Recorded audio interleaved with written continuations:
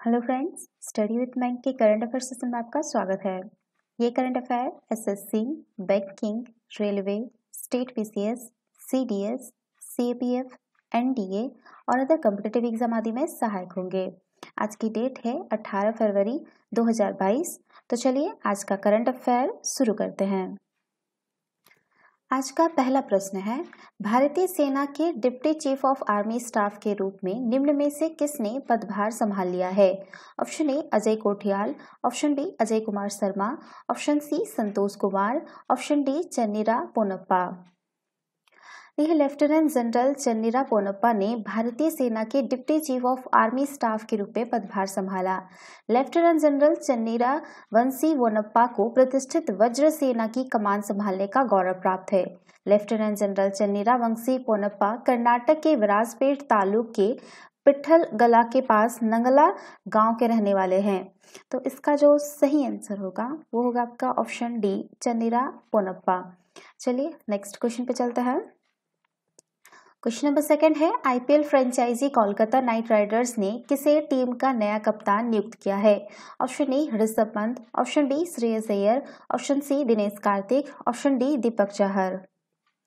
Kolkata Knight Riders ने IPL 2022 से ठीक पहले श्रेयस अय्यर को कप्तान बनाया है। उन्हें फ्रेंचाइजी ने ऑक्शन में 12.25 करोड़ रुपए में खरीदा था।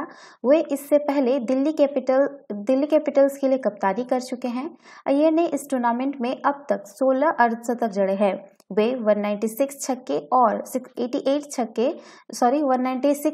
और 88 छक्के लगा चुके हैं। श्रेयस ने आईपीएल में खेली 87 पारियों में से अब तक 2375 रन बनाए हैं। इस टूर्नामेंट में उनका सर्वश्रेष्ठ स्कोर 96 रन रहा है। तो इसका जो सही आंसर होगा वो होगा आपका ऑप्शन बी श्रेयस अय्यर। चलिए नेक्स्ट क्वेश्चन पे चलते हैं। क्वेश्चन नंबर थर्ड है, केंद्र सरकार ने अवकाश प्राप्त किस वाइस एडमिरल को देश का पहला राष्ट्रीय समुद्री सुरक्षा समन्वयक नियुक्त किया है? Option A G Mohan Kumar, G Ashok Kumar, option B है आपका Mohan Kumar Tyagi, option C Santosh Kumar, option D Kamal Goswami. देखिए, केंद्र सरकार ने वाइस एडमिरल जो कि अवकाश प्राप्त है जी अशोक कुमार को देश का पहला राष्ट्रीय समुद्री सुरक्षा समन्वयक नियुक्त किया है। नौसेना के पूर्व प्रमुख कुमार की नियुक्ति को 26/11 मुंबई आतंकवादी हमले के बाद भारत द्वारा समुद्री सुरक्षा बेहतर बनाने के लगातार प्रयास के रूप में देखा जा रहा है। वे राष्ट्रीय सुरक्षा सलाहकार अजित डोभाल नीति राष्ट्रीय सुरक्षा काउंसिल सचिवालय के समन्वयक में काम करेंगे। तो इसका जो सही आंसर होगा वो होगा आपका ऑप्शन ए जी अशोक कुमार। चलिए नेक्स्ट क्वेश्चन पे चलता है। क्वेश्चन नंबर 4 है, राष्ट्रपति एर्दोगन ने तुर्की देश का नाम बदलकर क्या कर दिया है? Option A Turkis, option B Turkim, option D Turkiye, option D Turkin. देखिए, तुर्की के राष्ट्रपति रेसेप तैयब एर्दोगन ने अपने देश तुर्की का नाम बदल दिया है। अब तुर्की को तुर्कीये के नाम से जाना जाएगा। बता दें कि इस महीने की शुरुआत से राष्ट्रपति एर्दोगन ने एक बयान जारी कर कहा कि उन्होंने देश के अंतर्राष्ट्रीय स्तर पर मान्यता प्राप्त नाम को तुर्की से तुर्कीये में बदल दिया है। उन्होंने यह भी बताया कि तुर्कीये शब्द तुर्की राष्ट्र की संस्कृति, सभ्यता और मूल्यों को बेहतरीन तरीके से दर्शाता है और व्यक्त करता है। अब सभी तरह से व्यापार, अंतर्राष्ट्रीय संस्थाओं और राजनयिक कार्यों के लिए तुर्की की जगह तुर्कीये का इस्तेमाल किया जाएगा। तो इसका जो सही आंसर होगा वो होगा आपका ऑप्शन सी तुर्कीये। चलिए नेक्स्ट क्वेश्चन पे चलते हैं। क्वेश्चन नंबर 5 है, रेल मंत्रालय ने हाल ही में कहा कि उसने दिल्ली के किशनगंज में अत्याधुनिक सुविधाओं से परिपूर्ण कुश्ती अकादमी बनाने के लिए कितने करोड़ रुपए मंजूर किए हैं? ऑप्शन ए 20.76 करोड़ रुपए, ऑप्शन बी 30.76 करोड़ रुपए, ऑप्शन सी 40.76 करोड़ रुपए, ऑप्शन डी है आपका 50.76 करोड़ रुपए। देखिए, रेल मंत्रालय ने हाल ही में कहा कि उसने दिल्ली के किशनगंज में अत्याधुनिक सुविधाओं से परिपूर्ण कुश्ती अकादमी बनाने के लिए 30.76 करोड़ रुपए मंजूर किए हैं। अकादमी पूरी तरह से कुश्ती के लिए होगी, जो सभी अत्याधुनिक सुविधाओं से लैस देश की सबसे बड़ी अकादमी होगी। भारत को कुश्ती में ओलंपिक सबसे ज्यादा पदक भारतीय रेलवे, जिसमें आपका नाम थोड़ा आज मैं मिस्टेक ले रही हूँ, उसके लिए माफी चाहती हूँ। सुशील कुमार 2008 और 2012 में, साक्षी मलिक ने 2016 में, रवि कुमार और बजरंग पूनिया ने 2020 में दिलाए थे।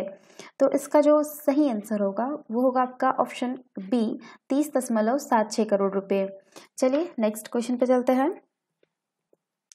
क्वेश्चन नंबर 6 है, हाल ही में किस राज्य की पुलिस ने स्मार्ट कार्ड शस्त्र लाइसेंस की शुरुआत की है? Option A Bihar, option B Punjab, option C Delhi, option D Tamil Nadu. देखिए, हाल ही में दिल्ली पुलिस ने स्मार्ट कार्ड शस्त्र लाइसेंस की शुरुआत की है।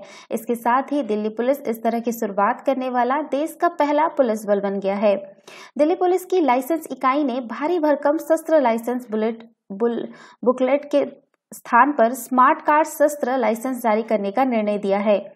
दिल्ली पुलिस के अनुसार सुरक्षा विशेषताओं से लैस इस स्मार्ट कार्ड अपने पास रखने में सुविधाजनक रहेगा। तो इसका जो सही आंसर होगा वो होगा आपका ऑप्शन सी दिल्ली। चलिए नेक्स्ट क्वेश्चन पे चलते हैं। क्वेश्चन नंबर 7 है, 17वां मुंबई अंतर्राष्ट्रीय फिल्म महोत्सव कब से कब तक मुंबई में फिल्म डिवीजन परिसर में आयोजित किया जाएगा? ऑप्शन ए 27 मई से 4 जून, ऑप्शन बी 28 मई से 7 जून, ऑप्शन सी 29 मई से 4 जून, ऑप्शन डी 30 मई से 4 जून। देखिए, 17वां मुंबई अंतर्राष्ट्रीय फिल्म महोत्सव 29 मई से 4 जून तक मुंबई में फिल्म डिवीजन परिसर में आयोजित किया जाएगा। आजादी का अमृत महोत्सव के अंतर्गत भारत एट 75 विषय पर एक विशेष लघु फिल्म श्रेणी बनाई गई है। फिल्मों के लिए ऑनलाइन आवेदन 15 फरवरी से 15 मार्च तक किया जा सकता है। 1 दिसंबर 2019 और 31 दिसंबर 2021 के बीच निर्मित फिल्में इस महोत्सव में प्रवेश के लिए पात्र है। महोत्सव में सर्वश्रेष्ठ वृत्त चित्र को गोल्डन शंख और 10 लाख रुपए नगद पुरस्कार तथा विभिन्न श्रेणियों में विजेता फिल्मों को आकर्षक नगद पुरस्कार, सिल्वर शंख, ट्रॉफी और प्रमाण पत्र प्रदान किए जाएंगे। दक्षिण एशिया में गैर फीचर फिल्मों के लिए सबसे पुराना व सबसे बड़ा यह महोत्सव फिल्म डिवीजन सूचना और प्रसारण मंत्रालय द्वारा आयोजित किया जाता है। तो इसका जो सही आंसर होगा वो होगा आपका ऑप्शन सी, 29 मई से 4 जून तक। चलिए नेक्स्ट क्वेश्चन पे चलते हैं। क्वेश्चन नंबर 8 है, हाल ही में केंद्र द्वारा सूचित किया गया कि कितने करोड़ रुपए से अधिक की लागत वाली देविका परियोजना जून 2022 तक पूरी हो जाएगी? ऑप्शन ए 180 करोड़ रुपए, ऑप्शन बी 190 करोड़ रुपए, ऑप्शन सी 200 करोड़ रुपए, ऑप्शन डी है आपका 210 करोड़ रुपए। देखिए, हाल ही में केंद्र द्वारा सूचित किया गया है कि 190 करोड़ रुपए से अधिक की लागत वाली देविका परियोजना, जो कि रिवर देविका परियोजना को जून 2022 तक पूरी हो जाएगी। इस परियोजना पर कार्य मार्च 2019 में राष्ट्रीय नदी संरक्षण योजना के तहत शुरू किया गया था। परियोजना के तहत देविका नदी के तट पर स्नान घाटों का विशेष अतिक्रमण हटाना, प्राकृतिक जल निकायों की बहाली और श्मशान भूमि के साथ जल ग्रहण क्षेत्रों को विकसित किया जाएगा। इस परियोजना में 3 सीवेज उपचार संयंत्र, जो कि आपका 129.27 किलोमीटर लंबा सीवरेज नेटवर्क, 2 दाह संस्कार घाटों का निर्माण और सुरक्षा बाढ़ एवं लैंडस्केडिंग, उसमें आपका एक छोटा जल विद्युत संयंत्र और 3 सौर ऊर्जा संयंत्रों का निर्माण कार्य शामिल है। परियोजना के पूरा होने पर नदियों के प्रदूषण में कमी आएगी और पानी की गुणवत्ता में सुधार होगा। तो इसका जो सही आंसर होगा वो होगा आपका ऑप्शन बी होगा 190 करोड़ रुपए। चलिए नेक्स्ट क्वेश्चन पे चलते हैं।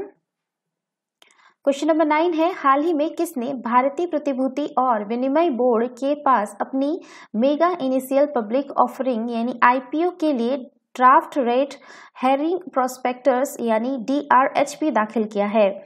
ऑप्शन ए भारतीय जीवन बीमा निगम, ऑप्शन बी तेल और प्राकृतिक गैस निगम, option C engineers India limited, option D है आपका भारत व्यापार संवर्धन संगठन। देखिए, हाल ही में सरकार के स्वामित्व वाली भारतीय जीवन बीमा निगम यानी LIC ने भारतीय प्रतिभूति और विनिमय बोर्ड यानी सेबी के पास अपनी mega initial public offering IPO के लिए ड्राफ्ट रेट हेयरिंग प्रोस्पेक्टस दाखिल किया है। सरकार, जिसके पास LIC की 100% हिस्सेदारी है, IPO के माध्यम से अपनी 5% हिस्सेदारी बेचेगी। IPO से होने वाली सभी आय जो बिक्री के लिए एक प्रस्ताव के रूप में है और कम से कम 60,000 करोड़ रुपए तक होने की उम्मीद है, से वित्त वर्ष 2022 के लिए सरकार के विनिवेश लक्ष्य को पूरा करने में मदद मिलेगी। LIC पूरी तरह से सरकार के स्वामित्व में है। इसकी स्थापना वर्ष 1956 में हुई थी। भारत के बीमा कारोबार में इसकी सबसे बड़ी हिस्सेदारी है। IPO एक ऐसी प्रक्रिया है जिसके तहत कोई निजी या सरकार के स्वामित्व वाली कंपनी जैसे कि आपका LIC है, उसमें पूंजी जुटाने के लिए पहली बार सार्वजनिक तौर पर जो है अपने शेयरों की बिक्री करती है। IPO के पास अब पब्लिक लिस्टेड कंपनी बन जाती है। स्टॉक एक्सचेंज शेयर, स्टॉक और बॉन्ड जैसी प्रतिभूतियों की बिक्री एवं खरीद के लिए एक संगठित बाजार है।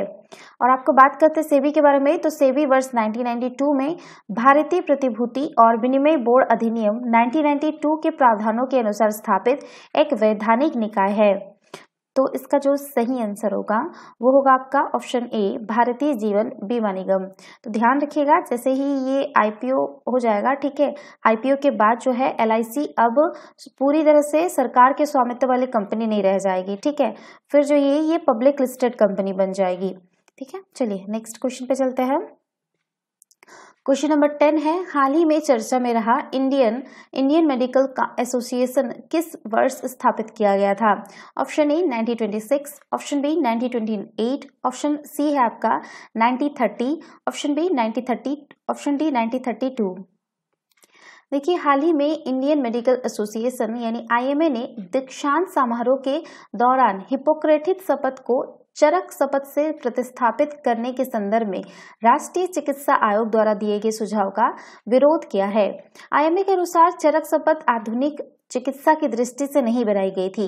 IMA का विचार है कि प्रस्तावित शपथ आधुनिक चिकित्सा को वैश्विक समुदाय से दूर करेगी, जो चिकित्सा क्षेत्र के विकास में बाधक होगी। हिपोक्रेटिक शपथ नए मेडिकल स्नातकों हेतु एक नैतिक सिद्धांत है। इसे प्राचीन यूनानी चिकित्सक हिपोक्रेटस द्वारा लिखा गया था।